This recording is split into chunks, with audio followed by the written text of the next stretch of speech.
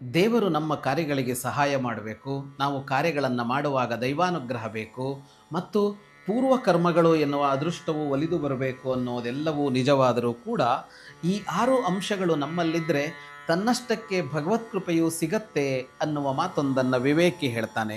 ಉದ್ಯಮಂ ಸಾಹಸಂ ಧೈರ್ಯಂ ಬುದ್ಧಿಶಕ್ತಿ ಪರಾಕ್ರಮ ಷಡೇತೆ ಯತ್ರ ವರ್ತಂತೆ ತತ್ರ ದೇವ ಸಹಾಯಕೃತ್. ಸತತ ಕ್ರಿಯಾಶೀಲತೆ ಬೇಕು, ಸಾಹಸ ಮಾಡುವ ಪ್ರವೃತ್ತಿ ಇರಬೇಕು, ಧೈರ್ಯ ಬೇಕು, ಬುದ್ಧಿ ಬೇಕು, ಶಕ್ತಿ ಬೇಕು, ಮುನ್ನುಗ್ಗುವಿಕೆ ಬೇಕು, ಅಂದರೆ ಪರಾಕ್ರಮ ಬೇಕು.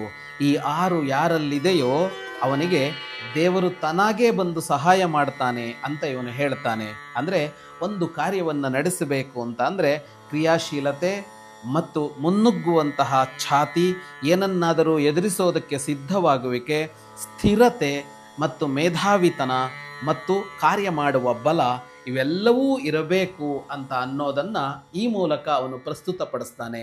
ಈ ಎಲ್ಲ ಗುಣಗಳನ್ನು ಗಳಿಸಿಕೊಳ್ಳೋದಕ್ಕೆ ಪ್ರಯತ್ನಿಸೋಣ, ಇರೋದನ್ನು ಬೆಳೆಸಿಕೊಳ್ಳೋದಕ್ಕೆ ಪ್ರಯತ್ನಿಸೋಣ. ಶುಭಂ ಭೂಯಾತ್.